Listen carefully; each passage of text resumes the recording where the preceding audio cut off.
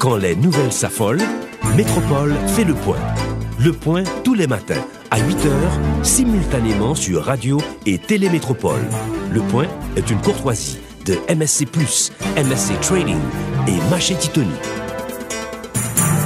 Madame, Monsieur, bonjour. Bienvenue à la rubrique Le Point de Radio et Télémétropole. Comme annoncé, nous accueillons sur le plateau de la rubrique l'ambassadeur dominicain en poste en Haïti, M. Ruben Sili Valdez. Avec notre invité ce matin, on va revoir la situation entre Haïti et la République dominicaine, comme on sait qu'il y a eu un coup de froid il y a 2 ou 3 semaines.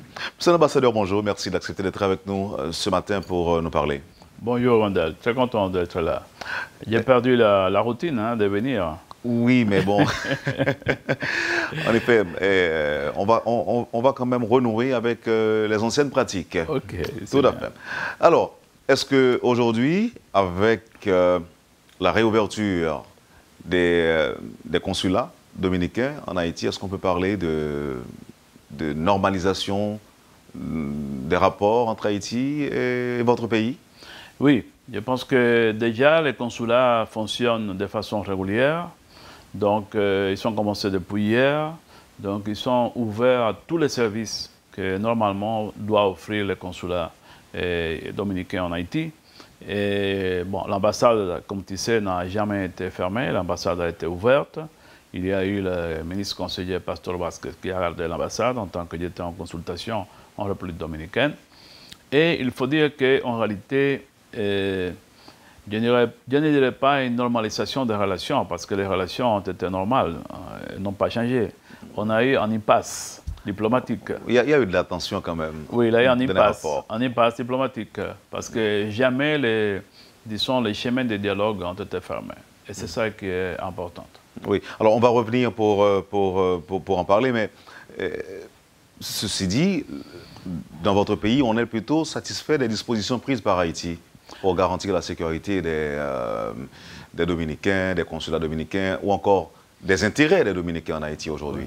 Oui, le pays, vraiment, le gouvernement est très satisfait de toutes les dispositions qu'a prises le gouvernement haïtien, et surtout la sécurité des consulats. Comme vous savez, il se sont produits quelques situations délicates avec les consulats. Ce n'était pas une attaque, disons, en s'intérêt de la République dominicaine, en réalité. Mais il y a eu des situations de désordre dans la rue et les consulats ont été attaqués. Ça s'était produit dans le nord, mais aussi à Saint-Pitre. Mais la culmination a été la situation que s'était présentée à Pétionville, n'est-ce pas?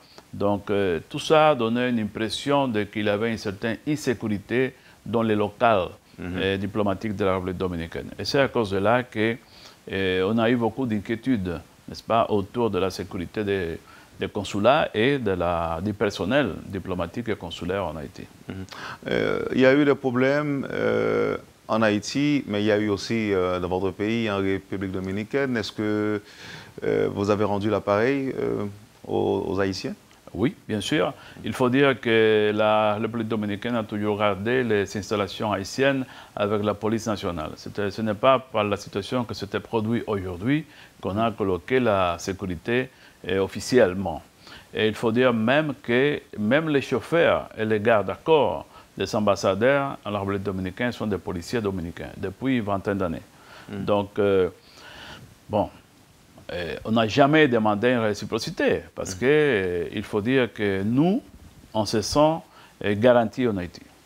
C'est-à-dire, on a eu des incidents, mais jamais, moi en tant qu'ambassadeur, ni mes antécédents ont demandé la réciprocité au gouvernement haïtien, je vous répète, parce qu'on se sent sûr.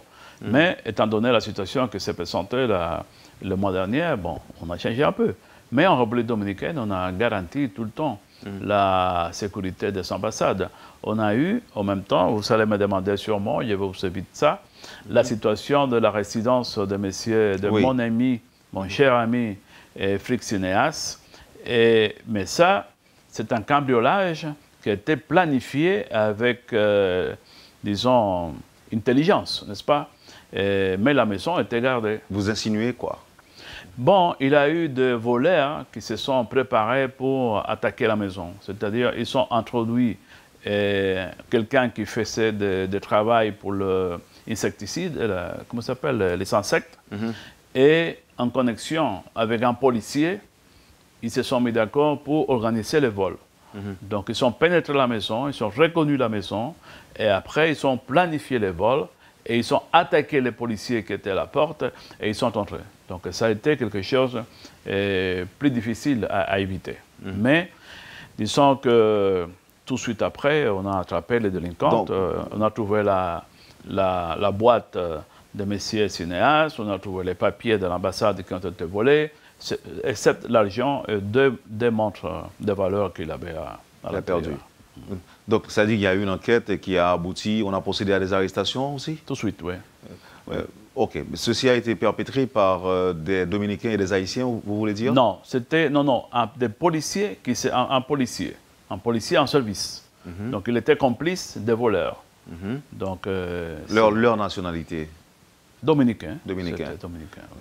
Et maintenant, M. Cinéas est au courant que ces objets avaient été, en fait, pour la plupart, avaient été retrouvés? Oui, c'est lui qui a reçu, disons, le chef de la police a rendu les objets directement à M. l'ambassadeur.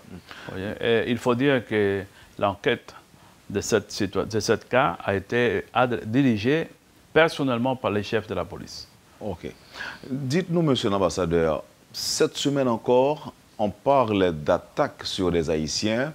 On parle aussi d'Haïtiens qui auraient été retrouvés morts.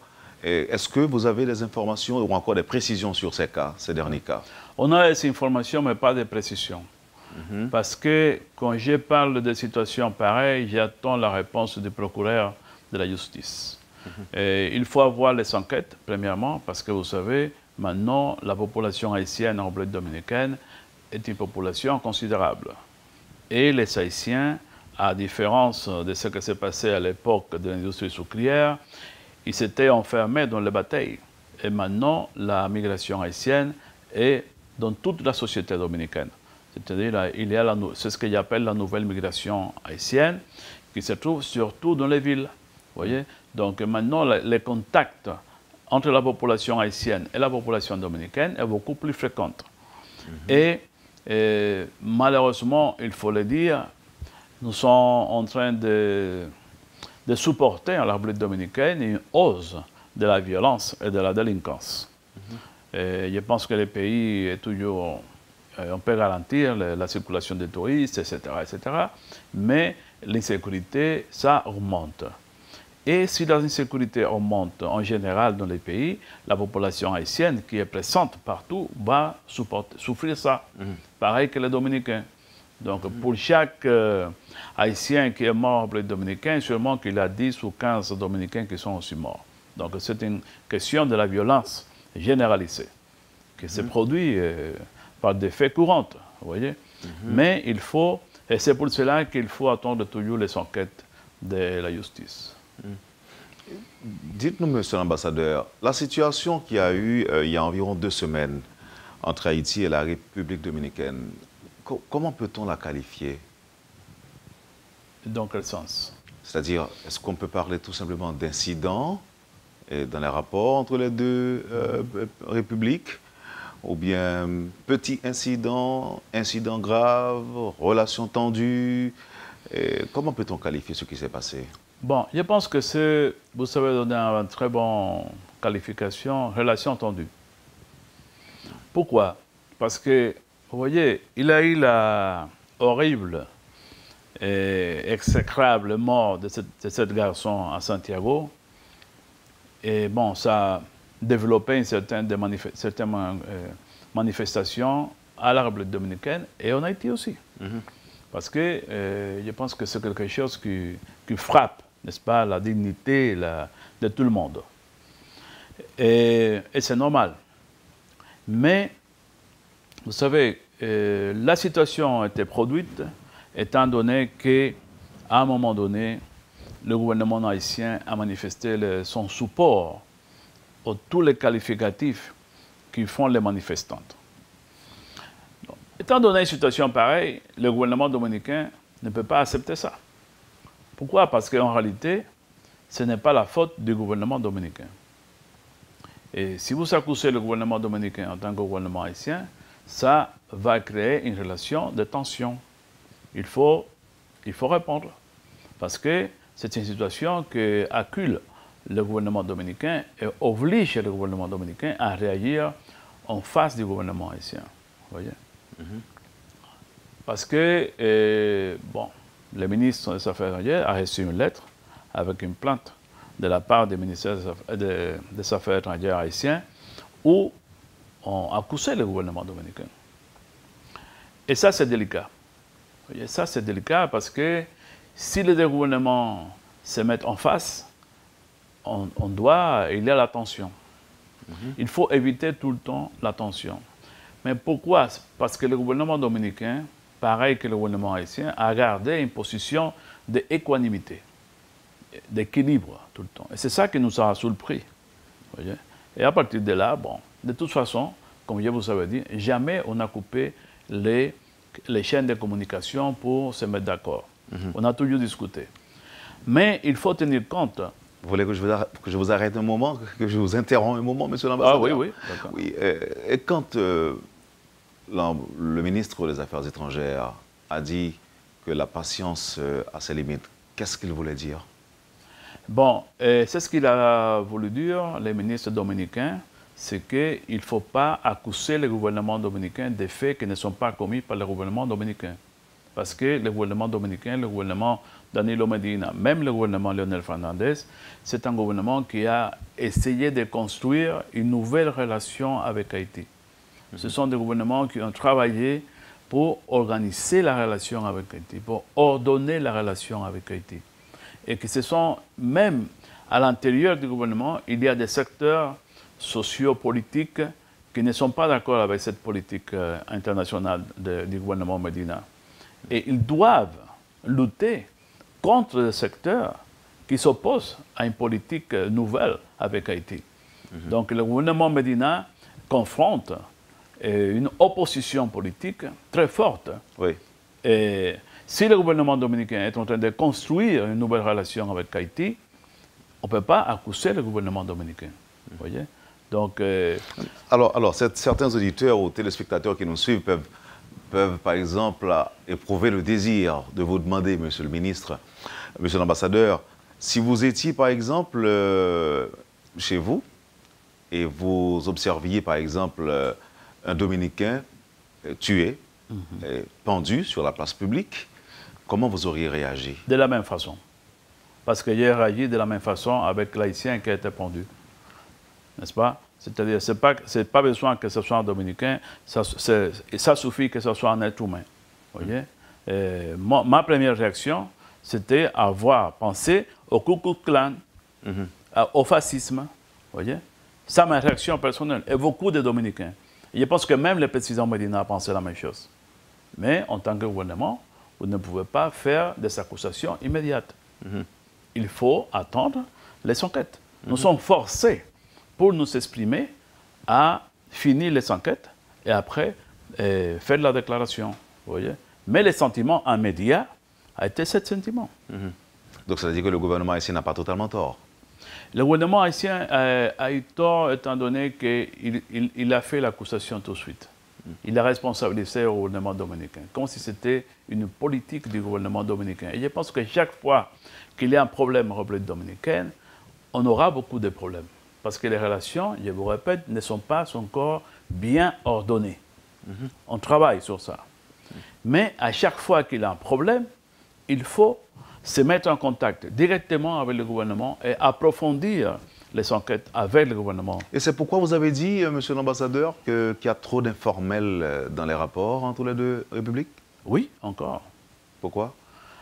Parce que, je vous cite, par exemple, les commerces.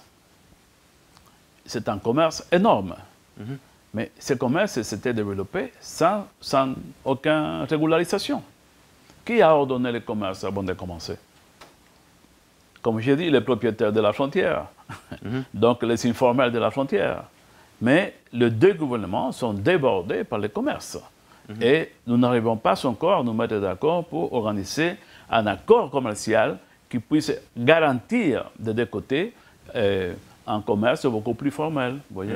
Il y a même des activités commerciales qui se font, ça commence de façon formelle en République dominicaine et ça finit de façon informelle à la frontière. Donc ce sont des problèmes. Mais encore une fois, les transports, mes amis les syndicalistes du transport, personne n'a organisé le transport. Et ça marche d'une façon totalement automatique. Automatique. Et ça, il faut l'organiser. Et c'est à cause de ça qu'on a des petits problèmes à chaque jour. C'est ça le problème. Monsieur l'ambassadeur, une dernière question avant d'observer la pause. Quel est le poids des ultranationalistes dominicains dans les relations entre Haïti et la République dominicaine? Bon, je dois vous dire que c'est un poids énorme, parce que ces secteurs, ils ont le contrôle de beaucoup de médias, des journaux, des radios, des télévisions, etc. Et c'est une équipe qui travaille 24 heures sur 24. Donc ça, ils ne sont pas très grandes, mais ils ont la voix très forte, très haute. Alors, vous répondrez à cette question après la pause. Est-ce que les problèmes qu'on a eus viennent du fait de notre passé? Enfin, est-ce que c'est historique, ou politique, raciste ou économique? Donc vous me répondrez après la pause, monsieur l'ambassadeur. Vous suivez, madame, monsieur, la rubrique Le Point de Radio et Télémétropole. Notre invité ce matin, l'ambassadeur de la République dominicaine en poste en Haïti, monsieur Ruben Silly Valdez. Merci de votre intérêt. Ne quittez pas, on vous revient tout de suite après la pause. Le Point est une courtoisie de MSC+, MSC Trading et Maché Titoni.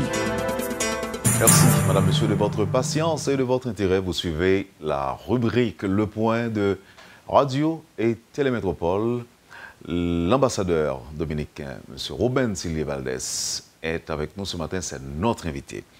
Vous avez la réponse ou encore vous avez les réponses aux questions posées, monsieur l'ambassadeur? Bon, je suis en train de réfléchir. Je pense qu'il y aurait besoin d'au moins une semaine pour organiser mentalement et vous répondre. Voyons pour la politique. Mais de toute façon, on va commencer la partie, historique? Historique, d'abord. Oui. Okay. Est-ce que nos problèmes tiennent leur origine à partir de notre passé historique, par exemple? Oui, je pense que oui. Je pense que, vous savez, les gouvernements autoritaires haïtiens en Haïti et la République dominicaine ont beaucoup fait pour construire l'inimitié entre les deux peuples et profiter des bénéfices qui pouvaient donner le travail des Haïtiens, l'exploitation des ressources naturelles, etc., etc. Et du côté dominicain, je pense que Trujillo, le dictateur Trujillo, à partir de 1937, avec la massacre qu'il a commis dans la frontière, il a voulu construire un grand ennemi qui n'était pas un ennemi pour développer une campagne d'unité nationale autour de la réaction contre les Haïtiens. Donc, la dictature de Trujillo a éduqué les Dominicains contre les Haïtiens. Et ça, c'est une origine de très longtemps, parce que vous savez, c'est presque un siècle, n'est-ce pas? Donc ça, c'est une origine particulière. Mais en même temps, il faut dire qu'après la disparition de la dictature de Trujillo, il y a eu tout un effort intellectuel, professionnel en République dominicaine pour démentir l'obscurantisme de la dictature de Trujillo. Donc on a fait un grand effort pour pouvoir dévoiler la manipulation, l'instrumentalisation que faisait la dictature à l'époque. Mais ça, pour enlever ça de la mentalité, c'est pas facile. J'ai toujours répété que les mentalités sont de ces structures très fortes. Et c'est pas facile. Mais on fait l'effort. Je pense que petit à petit, on a pu au moins montrer, dévoiler cette instrumentalisation. La question du préjugé racial, ce n'est pas seulement une question... Voyons l'économique d'abord. L'économique. Bon, du point de vue économique, il faut dire que les deux pays ont été complémentaires depuis le XVIIIe siècle. Les deux sociétés. C'est complémentaire. Même si officiellement, on ne parle pas de ça. Mais ils ont été complémentaires. L'économie dominicaine et haïtienne se sont complémentés depuis le XVIIIe siècle, depuis l'époque coloniale. Donc, il y a eu toujours des échanges commerciaux entre les deux pays. Mais jamais ces échanges commerciaux ont été, comme je vous disais tout à l'heure, organisés. On parlait de la contrebande en Haïti et en République dominicaine. C'est maintenant qu'on parle du commerce. Mais à l'époque, on parlait de la contrebande. Mais la contrebande était totalement régulière, n'est-ce pas? Parce qu'il n'y avait pas de désaccord. Alors, du point de vue économique, l'économie sucrière dominicaine a profité de la main-d'œuvre haïtienne et les marchés haïtiens ont profité des marchandises produites en République dominicaine. Donc, il y a une complémentation. Voyez? Mais en général, on ne veut pas expliquer la véritable situation et on présente toujours les deux pays comme s'il s'agit de deux pays en conflit, en guerre. Politique maintenant? Bon, point de vue politique, c'est un peu ça. C'est-à-dire la présentation de deux pays en conflit. Haïti et la République dominicaine ne sont pas en conflit. Haïti et la République dominicaine ont des problèmes successifs. Mais il ne s'agit pas de deux pays en conflit. Il n'arrive pas que des politiciens utilisent le problème des Haïtiens, la migration, le problème migratoire en quelque sorte, pour acculer d'autres adversaires politiques? Oui, c'est ça, c'est une instrumentalisation politique de la relation entre Haïti et la République dominicaine. Ça a été fait à l'époque de Peña Gómez très fortement, et maintenant les groupes ils sont plus radicaux, ultranationalistes, ils veulent profiter de l'antihaïtianisme pour trouver des votes dans les prochaines élections. Ça, c'est clair. Voyez? Donc, il y a une manipulation politique à ce niveau-là. Mais, bon, il faut dire que l'utilisation politique, il faut voir aussi qu'il y a des partis politiques dominicains qui ne font pas ça, qui essayent d'éclaircir de quoi il s'agit de la relation entre Haïti et la République dominicaine. Mais malheureusement, vous savez, là où il y a une immigration, c'est une situation sur laquelle on peut profiter pour développer des antagonismes. On voit la migration s'était développée dans le monde entier. Maintenant, la quantité de migrants dans le monde a augmenté considérablement.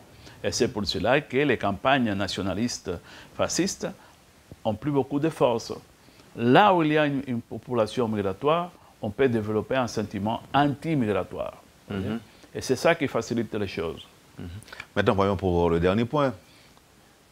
C'est le point... Le racisme. Le racisme, bon. Le racisme, c'est un héritage du colonialisme.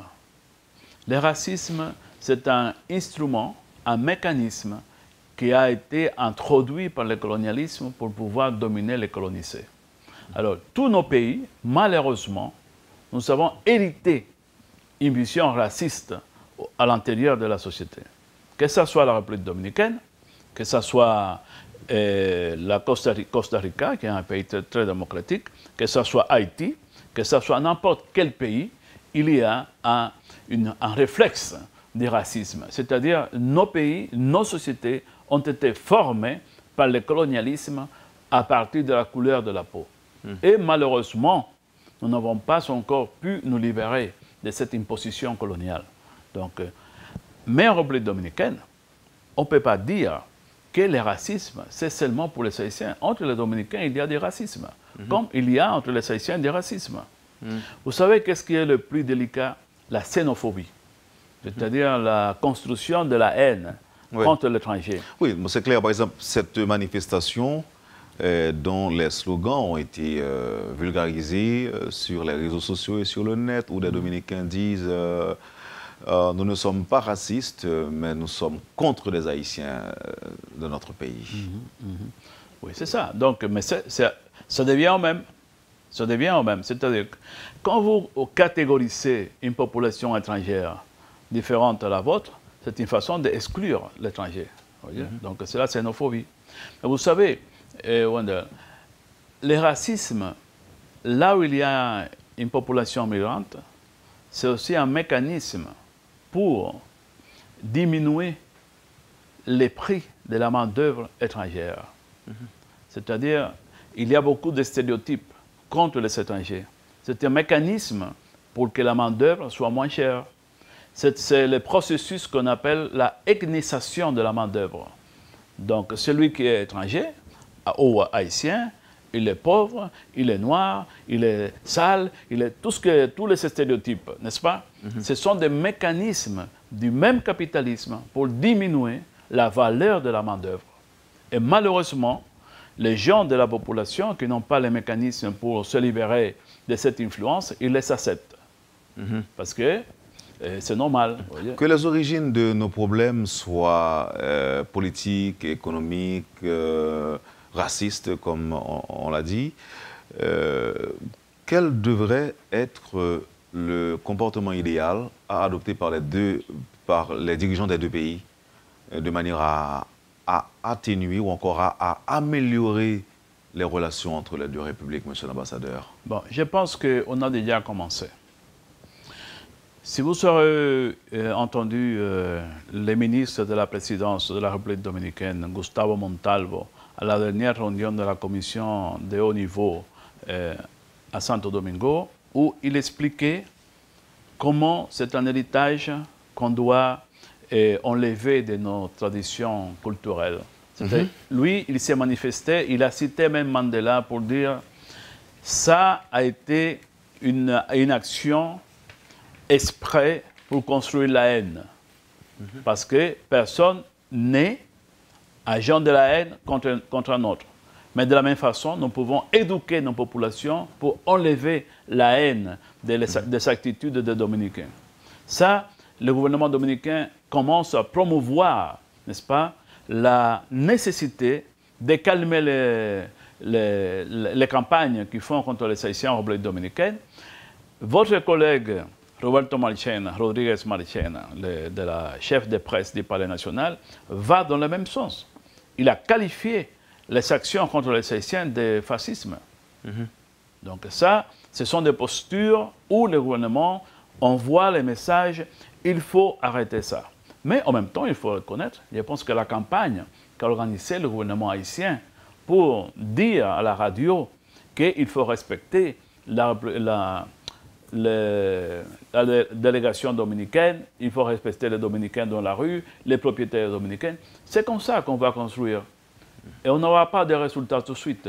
Mais à la fin, on va arriver à éliminer tous les provocateurs qui empêchent les rapprochements entre les deux pays.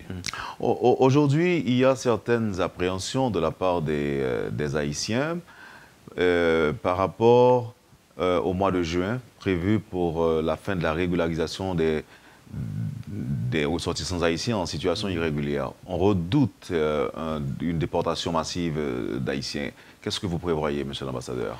Bon, vous savez, je pense que ça, c'est un sujet intéressant.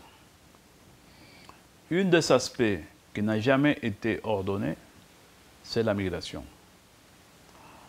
À l'époque de la dictature, il y avait des contrats entre le gouvernement haïtien et le gouvernement dominicain qui bénéficiaient les dictateurs des deux côtés. Mais ce n'était pas une organisation de la question migratoire, parce que chez nous, on n'avait pas de disposition, n'est-ce pas, pour ordonner la situation des migrantes. Pour la première fois, on commence à développer une politique explicite sur la migration. Et on a commencé par le commencement. Il faut régulariser les immigrants. Il faut savoir qui sont les immigrants. Il faut donner des papiers. Il faut les inscrire. Sécurité sociale, etc., etc. Donc on a commencé. Et je pense que le gouvernement dominicain a donné un délai pour que tout le monde aille se régulariser. Et le gouvernement dominicain, comme vous savez, a offert le processus de régularisation gratis pour les étrangers. Donc c'est un processus où l'immigrant haïtien ne doit pas payer un seul sou. Parce que le gouvernement dominicain a le plus grand intérêt à la régularisation. Mais c'est un processus qui ne peut pas avancer de façon automatique. Pourquoi? Premièrement, parce que c'est une population vulnérable. C'est une population qui ne gagne pas beaucoup d'argent. C'est une population qui n'a pas un très haut niveau d'éducation, etc. Et il faut savoir que ça se fera petit à petit. Et heureusement, on a pu enregistrer à ce moment-là presque 200 000 personnes. Mais il fallait enregistrer 500 000. On a eu la collaboration du gouvernement haïtien pour que le gouvernement haïtien assure aux ressortissants haïtiens en République dominicaine d'avoir les papiers haïtiens. Malheureusement, la campagne qui a organisé le gouvernement haïtien n'a pas été suffisante. Et maintenant, ils vont ouvrir 3 centres. Il y a un centre à Santo Domingo, ils vont ouvrir encore 3 centres dans tous les points principaux du pays. Donc j'espère que l'ouverture des bureaux d'inscription de la part du gouvernement haïtien du côté dominicain va contribuer à avancer dans le processus de régularisation. Alors, si on arrive au mois de juin, les immigrants qui ne sont pas régularisés seront des candidats à l'expulsion. Parce qu'on a donné un délai considérable pour la régularisation. Et cette décision non plus n'est pas politique? Non, ce n'est pas une décision politique, c'est une décision politico-administrative. Parce que c'est une question administrative. Ce n'est pas une décision pour attaquer le gouvernement haïtien ni la société haïtienne. C'est une décision administrative pour organiser la migration. Donc on peut dire environ 300 000, puisque jusque-là, il y a environ 200 qui se sont régularisés. Je pense qu'on peut arriver à 350 000 si le gouvernement haïtien installe les bureaux dans les centres à Punta Cana, à Higüey, Barahona et Santiago. À part ça, on ne prévoit pas de modus operandi, parce que quand même 300 000 Haïtiens d'un coup à être expulsés, donc c'est énorme. Non, je ne pense pas. Non, je pense qu'on doit arriver à 300 000. Mais je ne pense pas... Vous savez, la population migrante haïtienne en République dominicaine, c'est autour de 550 000. Oui, c'est ce que je vous ai dit. Parce que c'est ça l'enquête nationale qu'on a fait. Si on arrive à enregistrer 300 000, il y aura 200 000 et quelques qui restent. Mais de toute façon, ce que je peux vous assurer, si cette quantité d'Haïtiens ne sont pas régularisés, vous n'allez pas voir de la part du gouvernement dominicain la violation des droits humains, ni la violence, ni la persécution contre les travailleurs haïtiens qui sont en République dominicaine. Et c'est dans quel cadre on continue à rapatrier les Haïtiens aujourd'hui? Parce qu'on apprend que ça continue. Oui. Plus que répatriation, il y a un blocage à la frontière. Donc, ceux qui arrivent à la frontière, ils les refulent de la frontière. Ce ne sont pas des répatriations proprement dites. Donc, ce qui se passe, c'est que c'est à la frontière qui s'empêche d'entrer.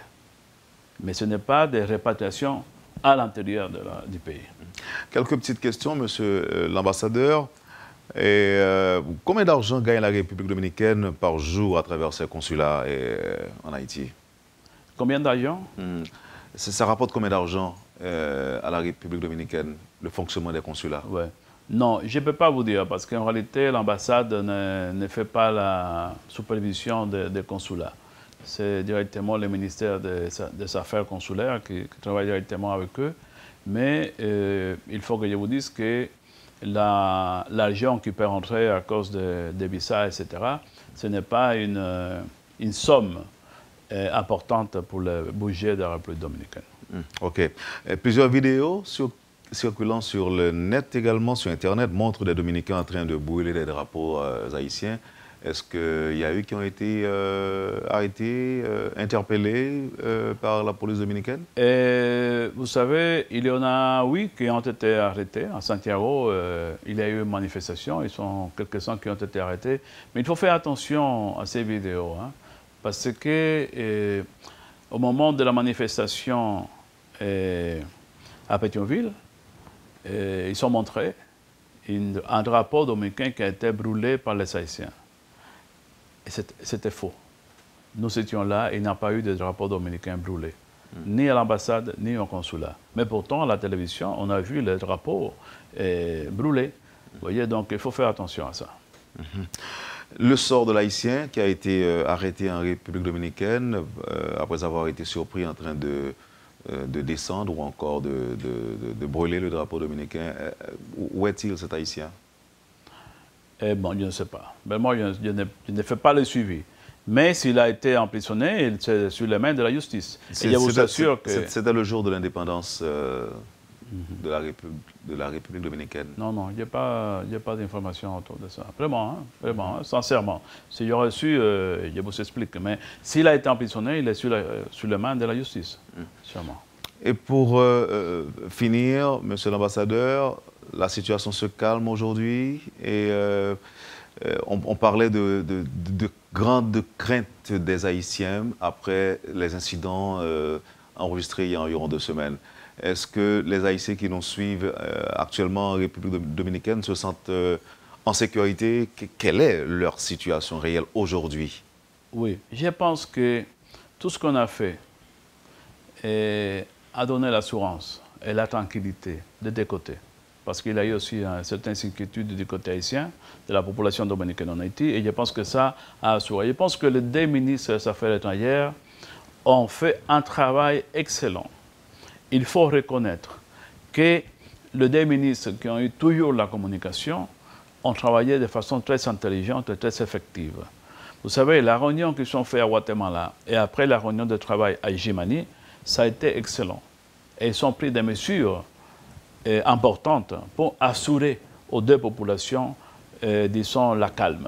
Il n'a pas d'excuse pour avoir des inquiétudes. Je pense que ça a été un très bon travail. Il faut que je vous dise aussi que l'invitation des policiers, des officiers de la police à la République dominicaine pour parler du pendu à Santiago, ça a été important. Pourquoi? Parce que les 2 polices ont beaucoup de collaboration entre eux. Et tous les jours, il y a des cas et ils se mettent en contact. Et je pense que ça a été important que la police dominicaine présente à ses collègues quelles sont les données qu'ils ont sur la main pour expliquer les données. Ils ne vont pas pour faire l'enquête, mais ils vont recevoir les informations directement de ses collègues.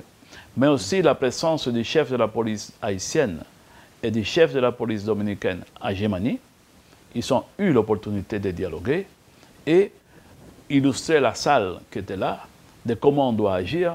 Je pense que aussi ça rend beaucoup de calme. Voyez? Et comme je vous disais, Wendell, je pense que tout le monde doit être assuré que les 2 gouvernements vont toujours travailler pour organiser les choses. Et quand on dit organiser les choses, il paraît un mot quelconque. Non, organiser les choses, c'est organiser les relations entre 2 pays qui n'ont pas eu l'opportunité historique pour organiser ces relations. Et ce sont les pas nécessaires pour que tout le monde aille disons, un contexte institutionnel pour pouvoir agir de façon adéquate. Bientôt, il y aura des élections en Haïti. L'ambassadeur dominicain observe ce qui se passe attentivement. Oui, très attentivement. Tout ce qui se passe en Haïti, c'est important pour la République dominicaine. Et les élections en particulier, oui, c'est important parce que c'est un changement de l'équipe politique, donc c'est un sujet majeur. Mais aussi, il faut que vous sachiez que nous suivons aussi des élections l'année prochaine en République dominicaine. Vous voyez, donc... que nous suivons généralement voilà. Avec intérêt aussi. Et voilà, j'espère que oui. Merci infiniment, Monsieur l'ambassadeur. Nous étions contents de ces échanges qu'on a eus aujourd'hui avec vous. Disons 2 semaines après les incidents qui ont marqué ou encore entaché les relations entre les deux républiques, Haïti et dominicaine, les 2 républiques d'Haïti et de dominicaine, justement. C'est difficile. Nous avons de l'espoir que ça va continuer et que cette relation va se poursuivre sans tension, sans appréhension. J'ai tout de l'espoir que ça va continuer. Je pense que je suis toujours optimiste, premièrement. Mais je pense que le travail qu'ils font les 2 ministres des Affaires étrangères dans ce moment, c'est un travail professionnel et durable. Et vous diriez quoi aux ressortissants dominicains qui nous suivent, quoi que vous vous exprimiez en français, qu'est-ce que vous diriez aux ressortissants dominicains qui nous suivent là maintenant? Je les conseille d'avoir confiance et faire confiance au gouvernement haïtien qui a donné sa parole et je crois fermement à la parole du gouvernement haïtien. Vous pouvez le leur dire en espagnol, monsieur l'ambassadeur? Bueno, compatriotas, yo espero que ustedes tengan fe en la seguridad que nos ofrece el gobierno haitiano. nosotros tenemos la firme convicción de que el gobierno haitiano va a cumplir su palabra. De manera que tener confianza y evitar provocaciones y actuar con hermandad junto al pueblo haitiano en estos momentos. Merci, monsieur l'ambassadeur. C'était un plaisir de vous avoir sur ce plateau aujourd'hui. Vous avez suivi, mesdames et messieurs, la rubrique Le Point de Radio et Télémétropole. Notre invité ce matin, l'ambassadeur dominicain en poste en Haïti, M. Ruben Cellier Valdez. Merci de nous avoir accueillis chez vous. Passez une bonne journée et surtout un bon jeudi rétro avec Métropole et à demain. Merci, monsieur l'ambassadeur. Quand les nouvelles s'affolent, Métropole fait le point. Le point tous les matins à 8h, simultanément sur Radio et Télémétropole. Le point est une courtoisie de MSC+, MSC Trading et Maché Titoni.